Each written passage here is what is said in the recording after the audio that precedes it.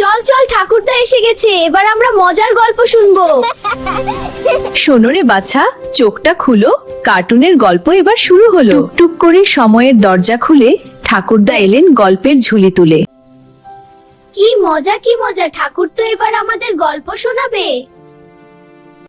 অমর, বিমল, রাজু, নীলিমা, তোমরা সবাই এসেছো তো? হ্যাঁ ঠাকুরদা, আমরা সবাই এসেছি। আজ কি গল্প শুনবে তোমরা? আজ আমরা দুষ্টু জমিদারের গল্প শুনবো। হ্যাঁ, তাহলে শুরু করি। আজ থেকে 20 বছর আগে ভদ্রপুর গ্রামে রামু নামে একজন গরিব চাষি বাস করত। রামু তার স্ত্রী, ছেলে ও তার বৃদ্ধা মাকে নিয়ে কোনো রকমে চাষবাস করে তার সংসার চলত। সেই গ্রামে বাস করত এক দুষ্টু জমিদার, রাঘব সিং। বুঝলি হারু নাড়ু, চল আজ গিয়ে কৃষকদের কাছ থেকে ফসল কেড়ে নিয়ে আসি।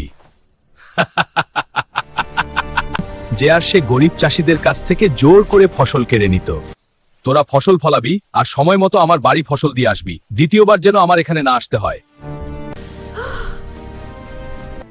এইভাবে আমাদের ফসল কেড়ে নিয়ে যাবেন না কর্তা। এবার আমরা কি খাবো, আমাদের কি হবে? একদিন জমিদারের চেলারা এসে রামুর কাছ থেকে তার ফসল কেড়ে নেবার চেষ্টা করে। রামু না দেওয়ায় তাকে ধরে মারধর করে জোর করে তার ফসল কেড়ে নেয় এবং তার ফসলের গোলায় আগুন ধরিয়ে দেয়। বাবু, এমনটি করবেন না, আমরা না খেতে পেয়ে মারা যাব।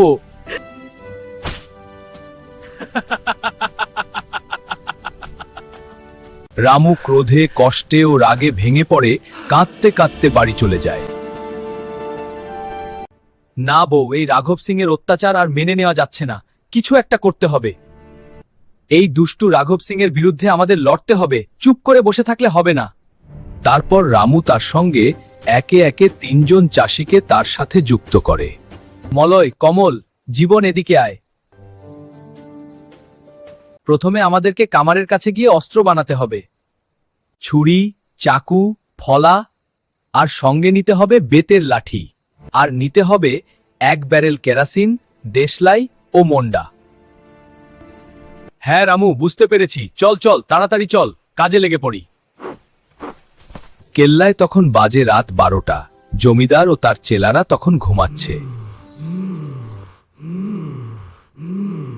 ঠিক তখনই রামু ও তার দলবল কেল্লা চারপাশে গর্ত করতে শুরু করলো এবং সেই গর্তে কেরোসিন তেল ঢেলে দিল। তারপর কি হলো?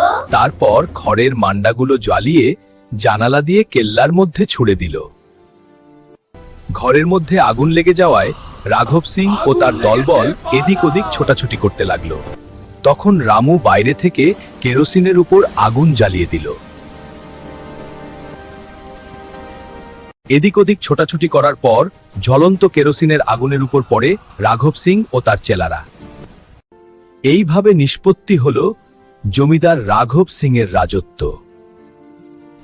রামু ও তার দলবল সকালে বাড়ি ফিরে গ্রামের সকলকে সবকিছু খুলে বলায় সবাই স্বস্তির নিঃশ্বাস ছাড়ল। আর পুনরায় তাদের গ্রাম সবুজ, সুফলা ও আনন্দে রঙিন হয়ে উঠল। তাহলে বলো তো, এই গল্প থেকে আমরা কি জানতে পারি? রামু সাহসী। শুধু কি রামু সাহসী? সাহস, দৃঢ় বিশ্বাস, সৎ পরিকল্পনার সাহায্যে আমরা যে কোনো অশুভ শক্তিকে বিনাশ করতে পারি।